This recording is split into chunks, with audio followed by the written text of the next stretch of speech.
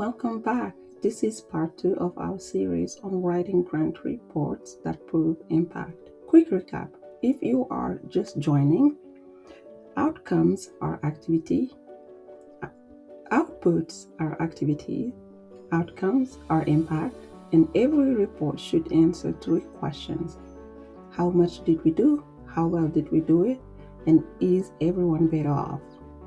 If you haven't seen past part 1, I would start there. Link is above and in the description below. Today we are actually applying this to master key concepts. Hello everyone and welcome back to BData Solutions. If you are new here, my name is Barakatu. I am a data analyst, public policy researcher, and currently completing my PhD. Through BData Solutions, I help organizations make better decisions with data. So let us actually do this together with a real example. Here is a sentence I see constantly in a non-for-profit report. Our organization held 12 financial literacy workshops this year, reaching a total of 180 community members. So that is accurate. Also, not really impressive if you think about it. That is true. It answers question 1 and stop there. Therefore, we need to rebuild it so that we have a better understanding of what we are trying to report on. So, let us start with what we have: 12 workshops, 180 people, and that is our output. Now, let us add quality.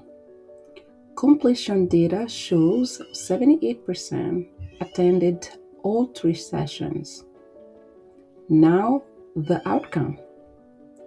And it is a follow-up survey 3 months later showed 45% of attendees had opened a saving account for the first time, and 30% reported reduced financial stress.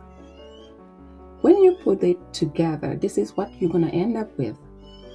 We held 12 financial literacy workshops this year, reaching 180 community members, with 78% completing the full series.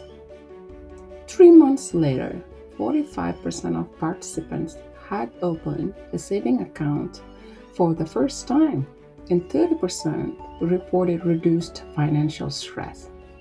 So that is the same program, but it is completely a different report. Let us do another example. We match 50 youth with volunteer mentors this year. That is true, but also very flat.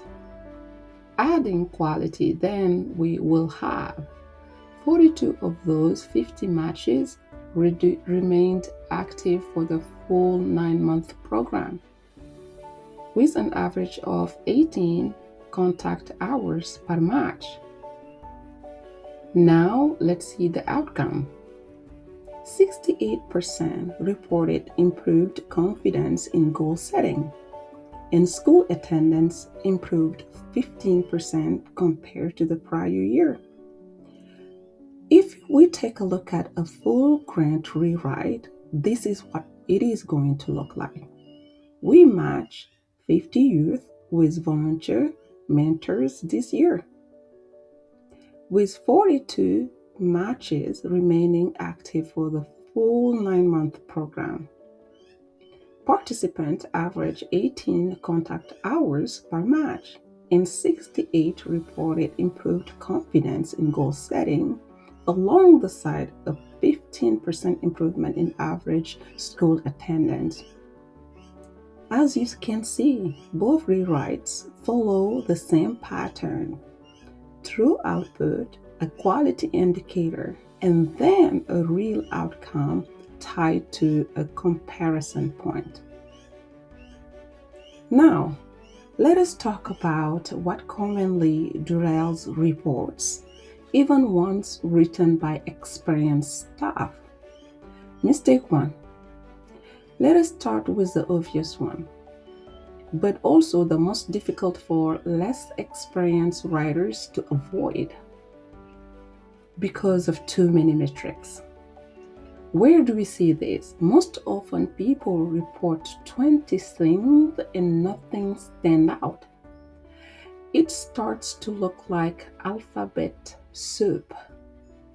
And this isn't exclusive to grant writers. It spans into business analysts too, where people often develop convoluted reports that are genuinely difficult to understand. My recommendation: pick 2 or 3 metrics that actually matters. Mistake 2. The numbers without a baseline. I do understand that sometimes baselines simply aren't available, or because of proprietary data.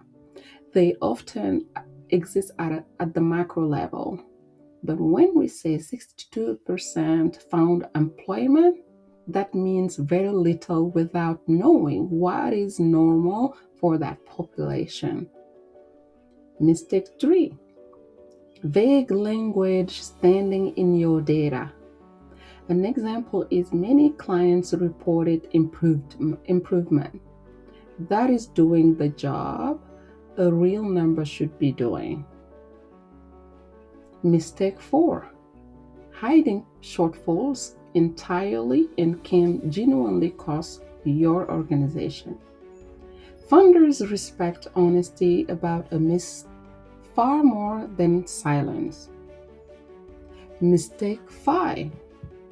Writing the report for people who already know your organization inside and out, which ends up not valuing context for anyone reading it fresh. My recommendation: restate context briefly every single time. And one more: burying your best number in the middle of a dense paragraph where most readers will never reach it. So now, one more practical note. Not all funders read reports the same way. Let's be honest. We have government funders, private foundations, and corporate funders, just to name a few. When it comes to government funders, they tend to be rigid about format but responsive to hard numbers with clear methodology. Private foundations often read through a relationship-driven lens, where the honest shortfall approach lands especially well. Corporate funders, on the other hand, often need outcomes related into a short, quotable statistic they can lead directly into their own internal reporting. The underlying 3-question framework does not change. What changes is the emphasis and tone depending on who you are writing for. In the end, you must know your audience and who your report is intended for. Without tailoring it, you may use a great approach but still miss the mark because of your readers. So, my friend, and to conclude, that is applying the framework. 2 demos on rewriting a grant report, 6 mistakes to avoid, and how to adjust for different funder types. In part 2, we will cover how founders actually read your report, how to handle a missed target honestly, and I will walk you through one complete report from start to finish using everything we have covered. So, my friend, do not miss it. Link is right here. See you in part 3. Bye bye.